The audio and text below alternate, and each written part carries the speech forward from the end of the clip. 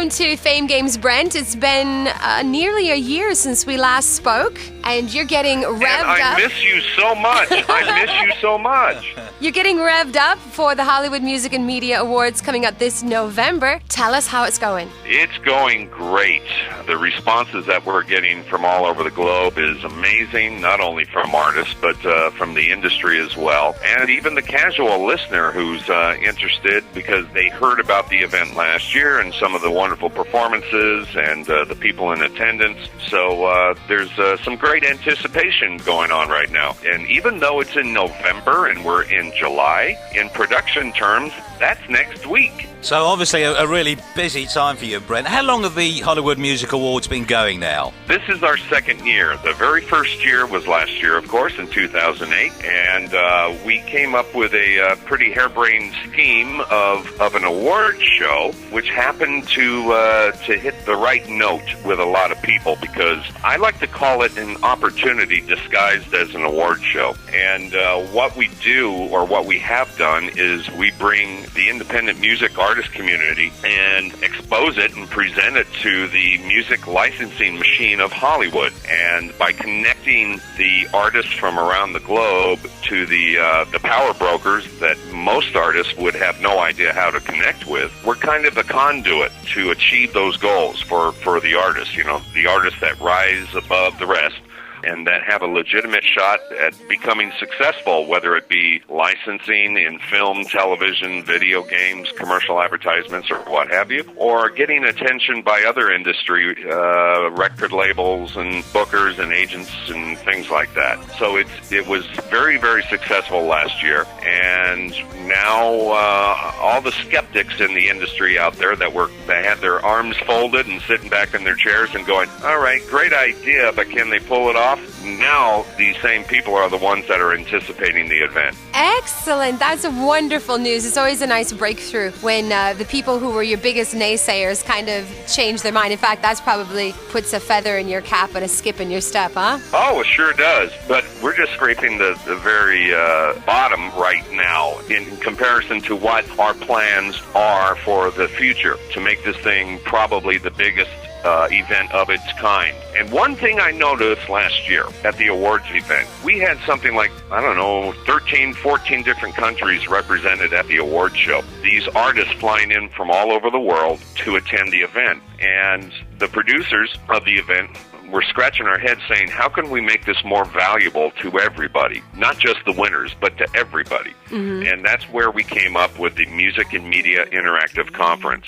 So in conjunction with the awards show that happens on Sunday, November 22nd, we have an amazing industry conference that takes place November 20th through the 22nd at the same location, basically, the Renaissance Hollywood Hotel, there at the Hollywood Highland Kodak Theater Complex.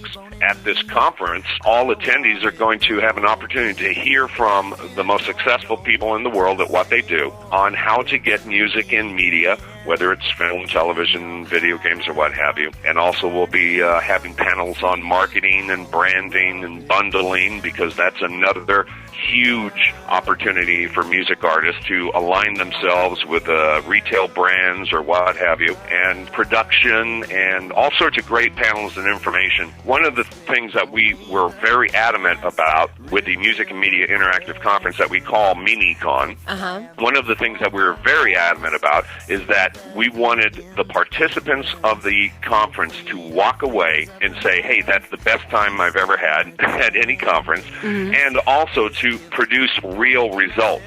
So what we're doing is we're getting conference speakers and attendees and businesses that are involved with the conference to commit that by the end of the conference, that one of the artists that have attended the conference will be placed in their project.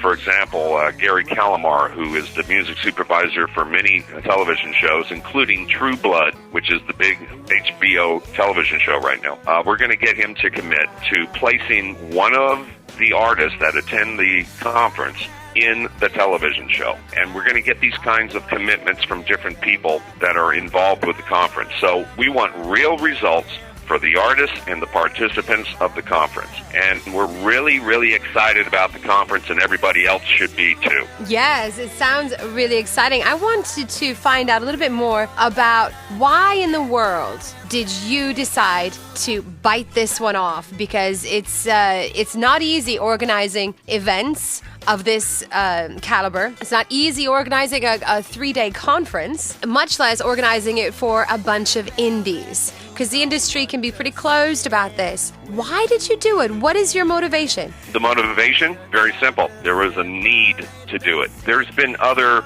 similar independent music awards show out there. There's a lot of them, and bless their hearts, they're doing what they do. But what has it really gotten for the artist? It's great to have bragging rights to awarded, hey, great pop, best pop artist and everything. But just having the award is not quite enough in our minds. To have this honor bestowed upon artists is one thing, but to couple that with the opportunities that we're offering within the music industry, that's the real prize, isn't it? I mean, the independent music artists out there. Are you from the industry? Have you worked in major label environments, or have you always worked indie? Are you an artist, or have you been an artist? Yes.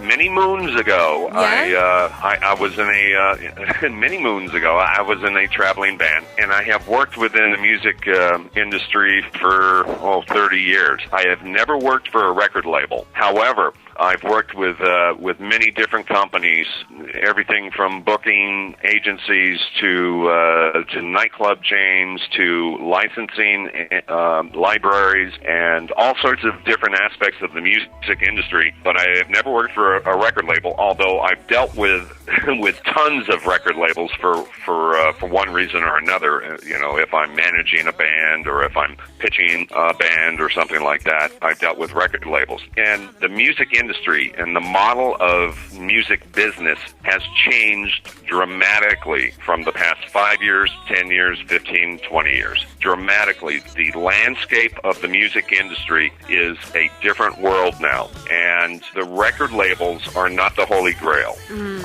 Although they can be helpful, and there are some advantages for being on a record label because they actually record records and things like that. But the traditional distribution model and the traditional way of making money for a music artist by selling albums is going by the wayside. There are different new ways for artists to make a very good living at what they do, and that ranges from anything from licensing their music for visual mediums or licensing their music for any reason to writing music specifically for projects, whether it's corporate environment or whether it's for television commercials or what have you. Publishing is huge. There's a lot of different ways for artists to become successful rather than the old traditional way, which is getting very, very, very difficult to acquire nowadays.